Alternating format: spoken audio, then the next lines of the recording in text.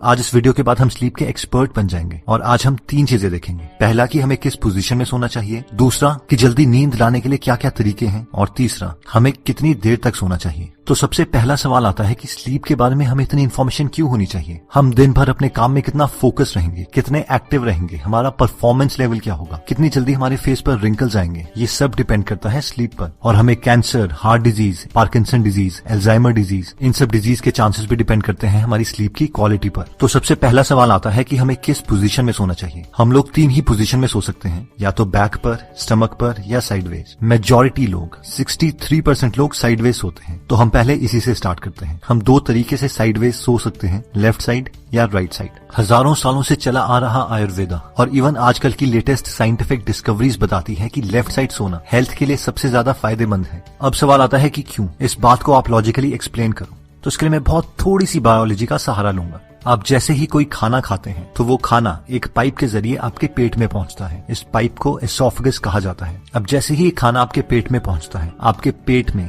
Gastric fluids release होते हैं, यानी एक एसिड रिलीज होती है जिसे उस खाने को डाइजेस्ट किया जाता है और नेक्स्ट सेक्शंस में पहुंचाया जाता है। अब ये एसिड वापस उस पाइप में एसोफेगस में ना आ जाए, इसके लिए एसोफेगस के एंड में एक वॉल्व लगा है जिसका काम है कि जैसे ही खाना पेट में पहुंचता है वो ऑटोमेटिकली बंद हो जाएगा। अब एज के कारण या और रीजन से ये वॉल्व ढीला पड़ जाता है, जिसकी वजह से पेट की एसिड्स एसोफेगस तक पहुंचने लगती है। अब क्योंकि हमारी बॉडी के अंदर हमारी स्टमक एक बीन की शेप में लेफ्ट हैंड साइड में है, इसलिए जब भी आप लेफ्ट हैंड साइड में सोते हो तो ग्रेविटी के जरिए हमारी सारी पेट की एसिड और खाना बॉटम में रहता है, जिसकी वजह से खाने को डाइजेस्ट करना बहुत आसान हो जाता है और आपके पेट की एसिड एसोफेगस तक नहीं पहुंचती। लेकिन अगर अब आप इमेजिन करो कि आप राइट हैंड साइड में सोए हो, तो आपने इस प्रोसेस को कम्प्लीटली ऑपोजिट कर दिया है और इसकी वजह से अब आपके पेट की एसिड आपके एसोफेगस तक पहुंचेगी, जिसकी वजह से आपकी छाती जलने लगेगी और टेक्निकल टर्म्स में इसे हार्ट बर्न और रिफ्लक्स भी कहा जाता है, जिससे हाइटल हर्निया और गर्ड की बीमारी हो सकती है।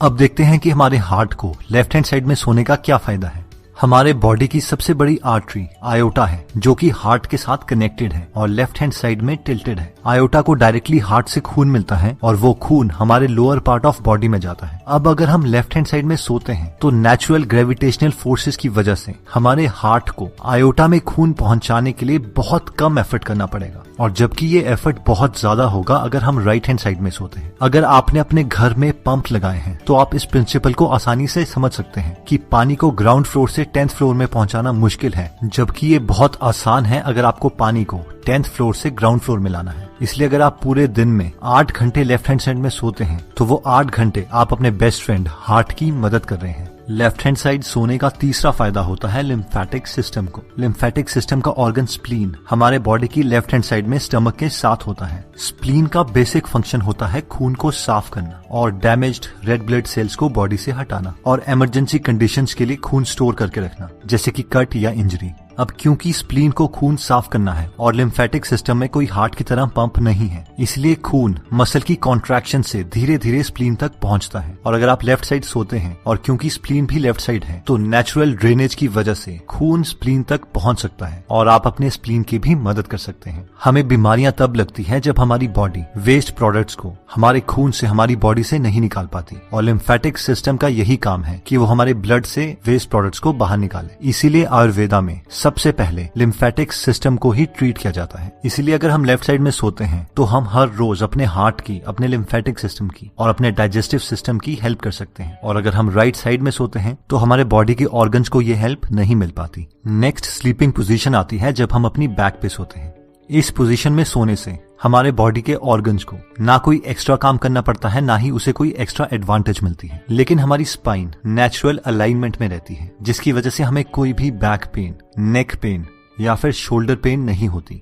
जो लोग इस पोजीशन में सोते हैं उन लोगों को फ्यूचर में बहुत कम डिस्क प्रॉब्लम आती है। अगर आपको स्नोरिंग की, खराटों की प्रॉब्लम है तो इस पोजीशन में खराटे बढ़ जाते हैं, और एपनिया यानी सोते सोते सांसें रुक जाना, वो भी इंक्रीज हो सकता है। लास्ट स्लीपिंग पोजीशन आती है जो लोग अपने पेट के बल, अपने स्टमक के बल सोते हैं। ये सबसे वर्स्ट स्लीपिंग पोजीशन है और अनफॉर्चुनेटली मैं भी ऐसी सोता हूँ। इस पोजीशन में आपकी स्पाइन अलाइन नहीं होती, गर्दन घूमी होती है, इसलिए नेक और लोअर बैक पे बहुत प्रेशर पड़ता है। जिससे फ्यूचर में डिस्क की प्रॉब्लम्स आ सकती हैं। डाइजेस्टिव सिस्टम को, सर्कुलेटरी सिस्टम को ज्यादा काम करना पड़ता है, जिसकी वजह से रात को हमारी बॉडी 25% एक्स्ट्रा एनर्जी कंज्यूम करती है। इस पोजीशन का सिर्फ एक ही फायदा है कि जिन लोगों को खराटे आते हैं उन्हें खराटे थोड़े कम आएंगे। बाकी जो लोग मेरी तरह इस पोजीशन में सोते हैं वो एकदम तो इस पोजीशन को चेंज नहीं कर सकते, लेकिन धीरे धीरे हमें इस पोजीशन से लेफ्ट साइड में सोने की ज्यादा प्रैक्टिस करनी पड़ेगी।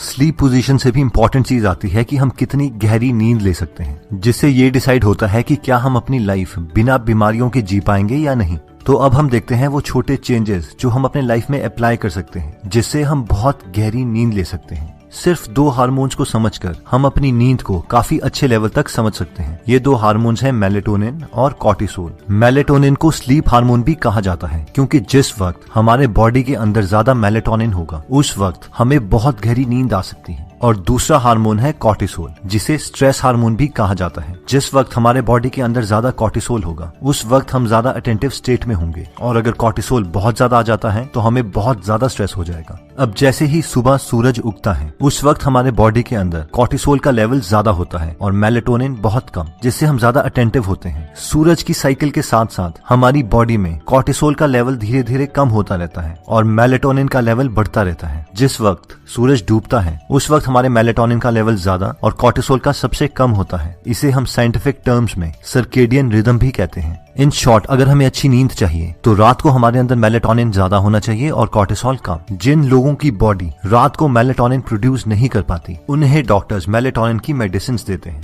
हमारा गोल हमारी बॉडी में मेलेटोनिन नेचुरल तरीकों से लाने का है, ना कि दवाइयां खाकर, जिसके ऑब्वियसली बहुत सारे साइड इफेक्ट्स भी हैं। अगर हमें अपनी बॉडी में मेलेटोनिन नेचुरल तरीके से पैदा करना है तो हमें अपने बॉडी को 2 कंडीशंस प्रोवाइड करनी पड़ेगी। पहला है डार्कनेस, यानी कमरे में पूरे तरीके से अंधेरा, और दूसरा है consistent sleep and wake cycle, यानी हर रोज ऑलमोस्ट सेम टाइम पर सोना और सेम टाइम पर उठना। कमरे में अंधेरा होना हमारी गहरी नींद के लिए इतना ज्यादा इंपॉर्टेंट है कि कॉर्नेल यूनिवर्सिटी के रिसर्चर्स ने एक एक्सपेरिमेंट किया, जिसमें उन्होंने एक आदमी को एक पूरे अंधेरे रूम में सुलाया, उसके साथ सेंसर्स अटैच किए और फाइबर ऑप्टिक केबल से एक 50 पैसे के सिक्के के बराबर थोड़ी सी लाइट उसके घुटने के पीछे कंसिस्टेंटली फ्लैश करी, और सिर्फ इतनी सी लाइट से उसकी पूरी स्लीप साइकिल डिस्टर्ब हो गई। और जो लोग रात को पूरे अंधेरे में सोने से डरते हैं वो रेड लाइट का नाइट बल्ब यूज कर सकते हैं। नेक्स्ट आता है ब्लू लाइट। हार्वर्ड के रिसर्चर्स ये कंफर्म कर चुके हैं कि ब्लू लाइट हमारा कॉर्टिसोल लेवल इंक्रीज करती है और मेलेटोनिन सप्रेस करती है, यानी डिक्रीज करती है। और अनफॉर्चुनेटली हमारे सारे गैजेट्स, हमारा सेल फोन, हमारे लैपटॉप, हमारा टेलीविजन, ये सारे ब्लू लाइट एमिट करते हैं। और रात के वक्त हर 1 घंटा जो हम इन डिवाइसेस के साथ गुजारते हैं उससे हमारी 30 मिनट की डीप स्लीप कम हो जाती है और फिर बीमारियां लगने लगती हैं। अब ऑब्वियसली हम इन फोन से इतना एडिक्टेड हो चुके हैं कि हम इन्हें नहीं छोड़ सकते, इसीलिए मैक्सिमम फोन्स में ब्लू लाइट फिल्टर का एक फीचर प्रोवाइड किया होता है, जिससे हमारी स्क्रीन पेल येलो कलर की हो जाती है। इस फीचर को यूज करके हम अपने स्लीप की क्वालिटी को इम्प्रूव कर सकते हैं। जिन लोगों के सेल फोन में ये फीचर नहीं है वो एंड्रॉइड में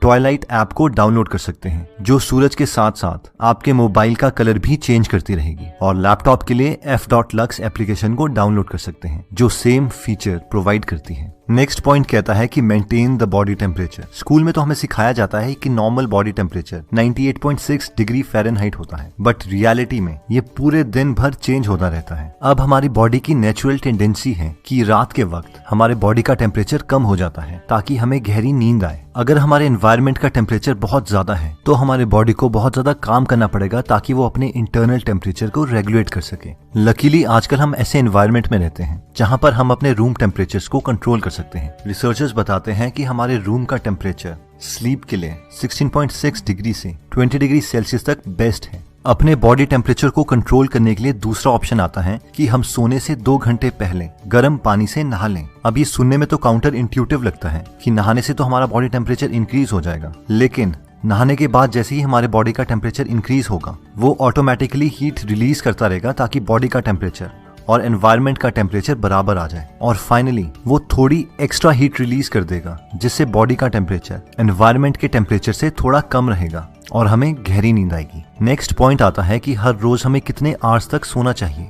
तो नेशनल स्लीप फाउंडेशन के 18 एक्सपर्ट्स ने मिलकर एल्सवेयर के स्लीप हेल्थ जर्नल में हमें ये रिकमेंडेशंस दी हैं। 0 से 3 मंथ्स के न्यूबॉर्न्स को 14 से 17 आवर्स तक सोना चाहिए। 4 से 11 मंथ्स के इन्फेंट्स को 12 से 15 आवर्स सोना चाहिए। 1 से 2 इयर्स के टॉडलर्स को 11 से 14 आवर्स सोना चाहिए। 3 से 5 इयर्स के प्री स्कूलर्स को 10 से 13 आवर्स सोना चाहिए। 6 से 13 इयर्स के स्कूल एज्ड चिल्ड्रन को 9 से 11 आवर्स सोना चाहिए। 14 से 17 इयर्स के टीनेजर्स को 8 से 10 आवर्स सोना चाहिए और 18 से 64 इयर्स के यंग एडल्ट्स और एडल्ट्स को 7 to 9 आवर्स सोना चाहिए और 65 इयर्स से बड़े ओल्डर एडल्ट्स को 7 to 8 आवर्स सोना चाहिए। तो दोस्तों इस वीडियो में हमने 3 चीजें देखी। सबसे पहली थी स्लीप पोजीशन। अगर हम लेफ्ट साइड में सोते हैं तो वो हमारे बॉडी प्रोसेसेस को हेल्प करता है, जैसे कि हार्ट को हेल्प मिलती है, स्टमक को मिलती है और स्प्लीन को मिलती है। सेकंड हमने देखा था कि हमारी स्लीप की क्वालिटी को इम्प्रूव करने के लिए हमें अपने बॉडी में नेचुरल मेलेटोनिन प्रोडक्शन इंक्रीज करनी पड़ेगी और वो हो सकती है जब हम पूरे अंधेरे में सोते हैं, सोने से पहले